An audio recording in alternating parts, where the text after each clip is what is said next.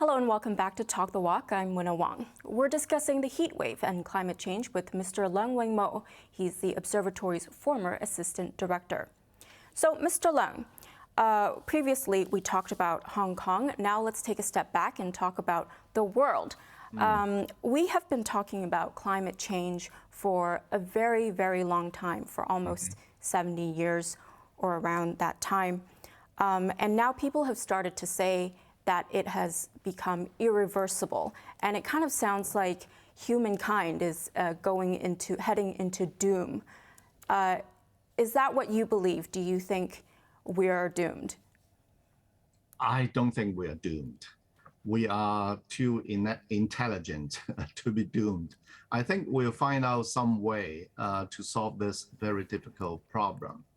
Let me answer your questions. Is there no turning back?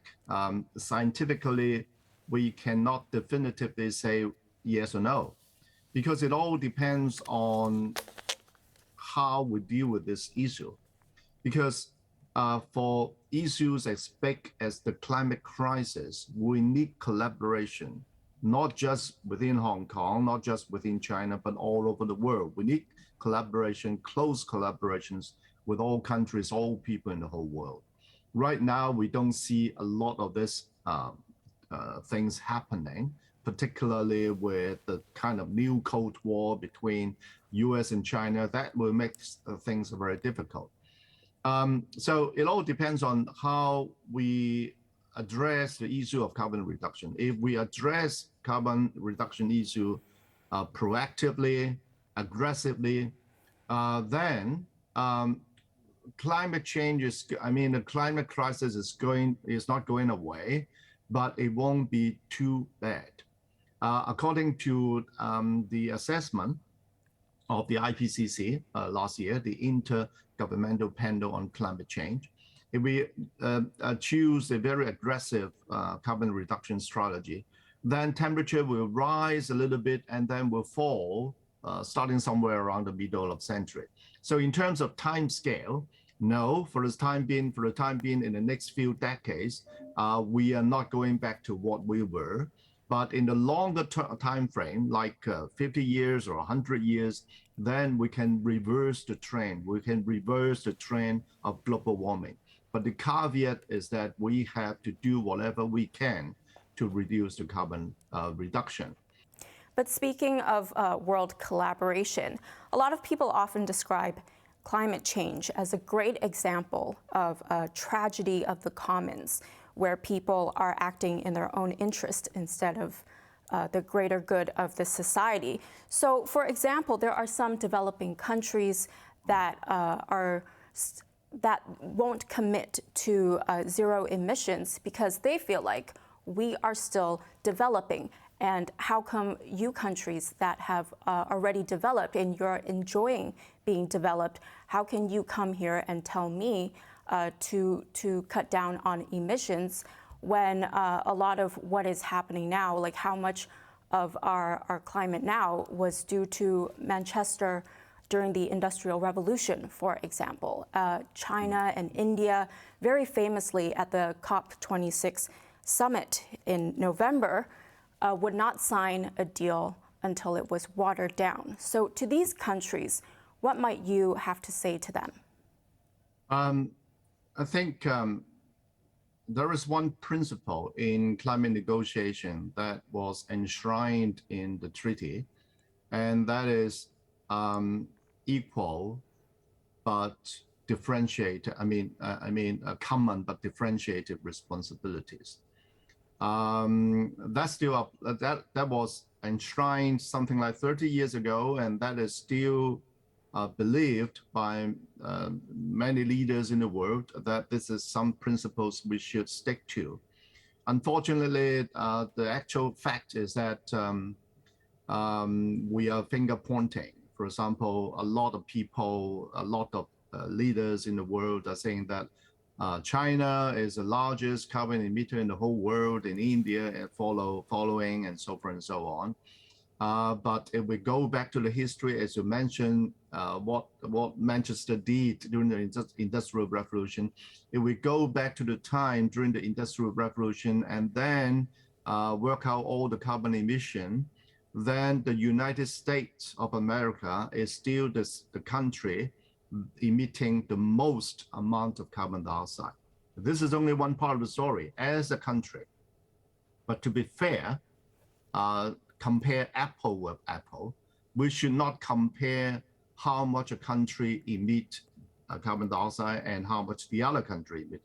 We should compare the per capita emission, because China has 1.4 billion people, whereas the USA and other parts in the EU has a lot less number of people. So the only fair way to compare the polluters are using the per capita emission. Right now, the per capita emission of China is less than half of the US general public, and even less so for India. So I think if I were to say something to the leaders, then all I want to say is that this is a common problem. We have to forget about our differences. We have to not to do any finger pointing anymore. We have to really work together. For the rich country, they should help, not just in terms of doing their own bit of carbon emission. They have to help the developing countries to set up the kind of capabilities so that they can fight climate change, they can reduce carbon dioxide emission, while at the same time not hurting the economy of the developing countries. So that would be a win-win situation. If we work together as a team, then we can overcome the problem. So perhaps one final question before we go. I'm sure you are aware there are a lot of people in the world who are climate change skeptics, and they are also able to provide some very convincing statistics. For example, there's a guy called Michael Schellenberger. He wrote a book, and he argues that actually land area burned by fire has declined by 25% from 2003 to 2019. What might you have to say to some of these skeptics? That example quoted by Michael Schellenberger is not quite appropriate, because in the scientific community, there is a consensus that climate change, which give higher temperatures and give rise to more drought, and this condition, high temperature combined with drought condition, will obviously exacerbate fire if it happen at all. But it is a fact that the area burned by wildfire is decreasing because NASA is able to monitor the area that is affected by wildfire year after year using satellite. It is a fact.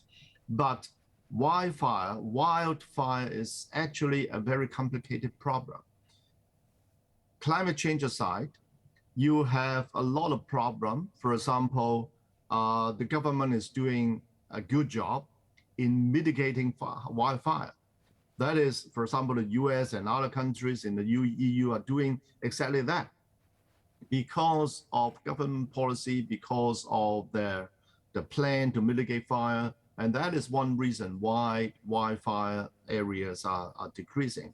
And also because a lot of people are cutting down the forest, the rainforest, and turn it into farms. You know, you don't have wildfire in farms, but you do have wildfire in rainforests, right? So that is another reason why we have decreasing number of wildfires. So people like Michael Schellenberger and a lot of other skeptics like Donald Trump, they are using statistics or arguments that are mostly not valid. Sometimes they use kind of argument, but those arguments are really irrelevant. For example, one famous quote of Donald Trump is that while he was engaged in a political rally in New York, and it's very cold out there, snowing heavily, and then Donald Trump said that we need some global warming, meaning that the cold weather outside New York is a proof that climate change is not happening, that global warming is not happening. That is completely wrong, because despite the rising average temperature, there will still be cold weather. Only that the number of cold weather, the chance of the cold weather will be much less than the chances of hot weather. So using one episode of very cold weather, a very severe snowstorm, is not a proof for the fact that global warming is not happening, right? So, there are different peoples who are skeptical about climate change for different reasons. For the general public, they may be skeptical about climate change because they don't understand climate change. And for those people, all I want to say is that if you're really concerned about this climate crisis, please read peer-reviewed papers or listen to the views of the experts and not to the so-called KOLs. Because like Donald Trump, they speak very loudly, they draw the attention of the general public, but they do not have hard facts supporting the argument, right? Do not listen to urban legends or hearsay and so on. Now, for those climate skeptics who have maybe a scientific background, for example, Michael Schellenberger, I don't know how well he understands climate change because he is an anthropologist. So I don't know how much he understands the physical science basis of climate change, all right? But I know that there are some scientists for sale because they are famous scientists and people believe in them, so that some organization, maybe for example, fossil fuel industries might approach them and use them as a figurehead to dissuade the public that climate change is not the issue that we should concern. So for those people whose motive is money, they're after money because of the fame, because of their famous and so on, I would suggest them that do not make fortune bargain. Do not sell your soul. Thank you very much. I'm afraid this is all the time we have today. And that's all for this week's Talk the Walk. See you at the same time next week.